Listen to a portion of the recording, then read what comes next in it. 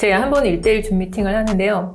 막 우시는 분들 되게 많으시거든요. 왜 울어요? 예, 힘드니까. 그러니까 그 분양권을 본인이 사자고 한 거야. 배우자는 안 사고 싶어 했는데 지금 등기치는 시점이 왔는데 현금은 억이 넘게 더 필요한 상황이 됐고 어떻게 해야 될지를 모르겠다. 그래서 부부 사이도 안 좋아지고 네가 사자고 하지 않았냐. 4050 세대에는 일단 뒤늦게 시작한 만큼 큰 실수를 하면 안 돼요. 그렇죠? 좀 더 효율적이고 정확하게 해야 되는데 4050이 저지르기 쉬운 실수 중에 제일 큰 게 저는 남 따라하기라고 생각해요. 남 따라 본인의 목표나 방향이나 이런 거 없이 그냥 강사가 찍어주니까 남들이 하니까 남들이 여기 사니까 이것을 사니까 따라하다가 이도저도 안 되고 휘둘리다가 큰 손해를 보는 경우가 정말 많아요. 제가 최근에 어떤 분하고 상담을 했냐면 이분이 부동산 상담하고 싶다 그래서 본인 갖고 있는 게 어떤 게 있느냐 했더니 리스트에다가 쫙 적어 오셨는데 부동산을 열 몇 채를 소유하고 계세요. 지방에 전라도에 사시는 분인데 전국 각지에 있는 아파트부터 시작해서 뭐 오피스텔, 지산 뭐 다양한 걸 갖고 계셔. 그런데 이런 말씀해서 죄송하지만 제가 보니까 하나도 괜찮은 물건이 없어. 이 중에. 사지 말아야 될 것들만 골라 사신 거예요. 어떻게 하다가 이렇게 사셨냐. 제가 보기엔 좀 잘한 투자가 아닌 것 같다라고 솔직히 말씀드렸어요. 알고 보니 이분이 어떤 부동산 커뮤니티에 들어가셔서 그 부동산 커뮤니티의 강사님이 소위 말해서 좀 찍어주는 거. 근데 좋게 말하면 찍어주는 거고 정확하게 얘기하면 그분이 컨설팅한 물건들이에요. 네, 강사님이 본인도 이걸 소개시켜주면서 수수료 받는 이런 것들이 있어요. 이런 물건들. 이런 물건들을 그냥 그 강사님이 추천하고 하니까 거기서는 그런 거를 공동구매라고 표현을 한대요. 아파트 공동구매 뭐 3차입니다. 13차입니다.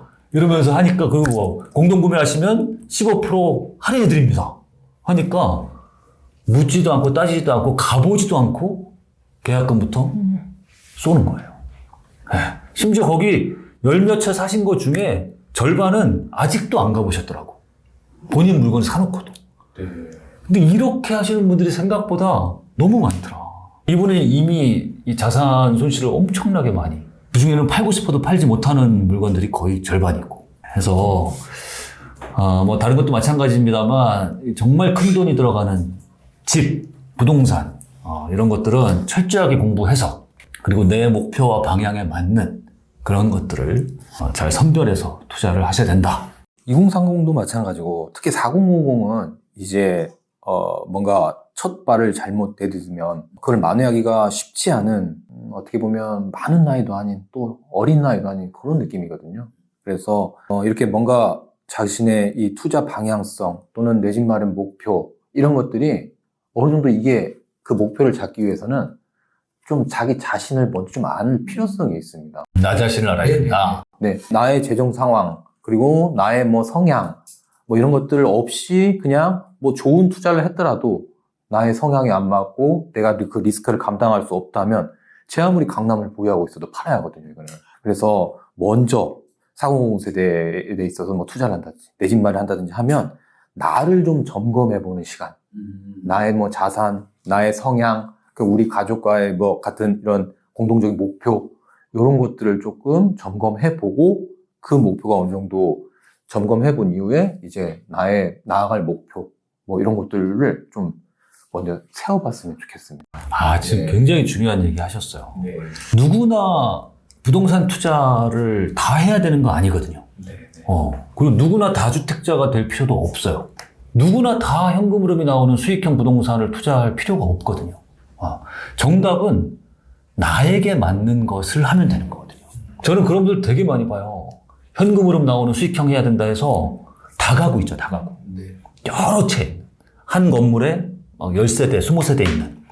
이런 다가구를 딱 사요. 그리고 난 한 달에 몇백만 원 나오는 건물주야. 이러고 뿌듯해요, 시작할 때. 근데 그런 걸 관리하고 임차인을 상대하고 하는 걸 너무너무 스트레스 받아 하시는 분들이 있어. 성향상. 이런 분들은 이 다가구가 안 맞는 거예요. 오히려 이걸 투자하고서 스트레스를 너무 많이 받아가지고 헐값에 팔아버리는 경우를 전 되게 많이 봤어. 근데 반대로 이런 것들을 좋아하고 즐기고 잘하시는 분들이 있어. 맞아요. 그리고 본인이 셀프 수리 같은 것도 스트레스 안 받으면서 좋아하시고 이런 분들한테 너무 잘 맞는 투자 방법인 거죠.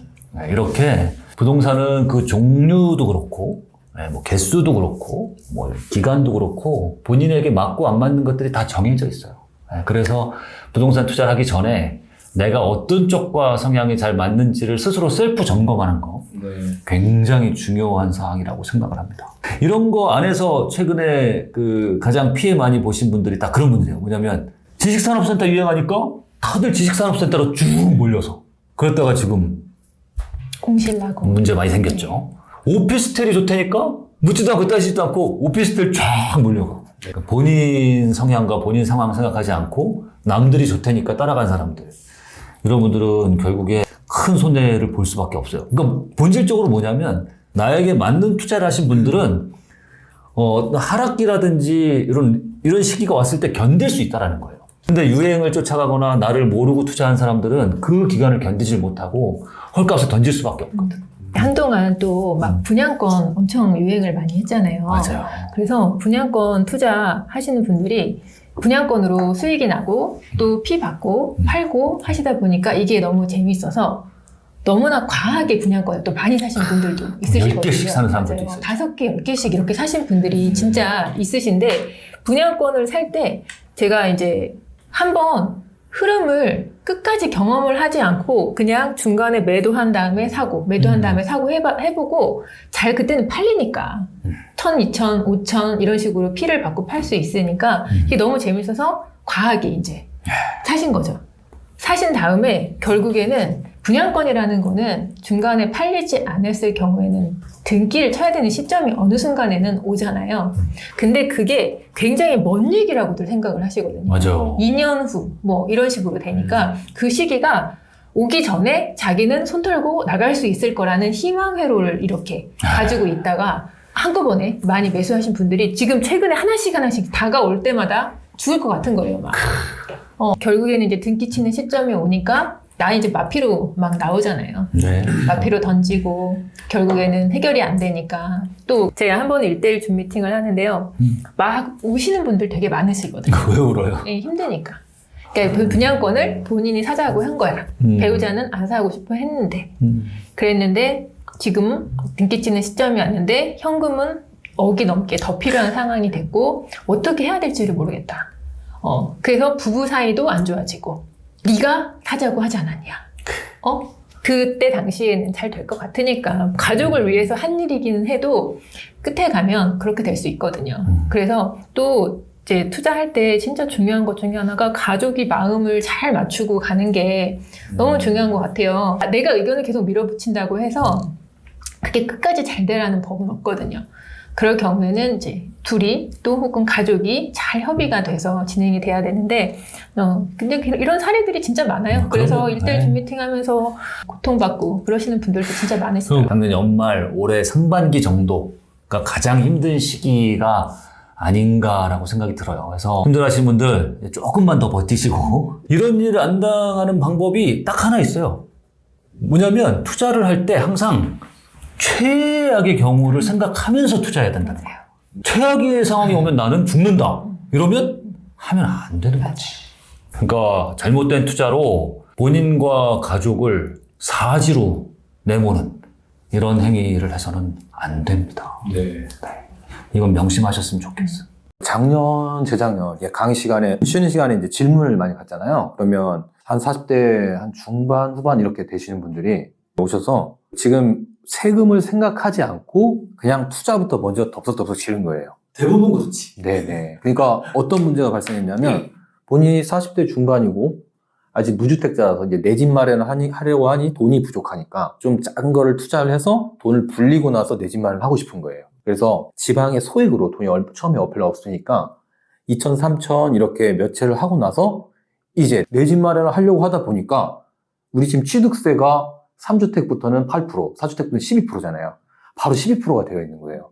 소액 투자해서 2천만 원, 3천만 원 투자해서 한 2천만 원, 3천만 원씩 벌었는데 지금 취득세가 뭐 1억이 넘고 이런 상황이 발생하는 거예요. 만약 그게 팔 수라도 있다면은 바로 뭐 팔고 나서 내 집 마련을 하는데 또 팔리지가 않는 거예요. 또 22년, 23년 같은 경우.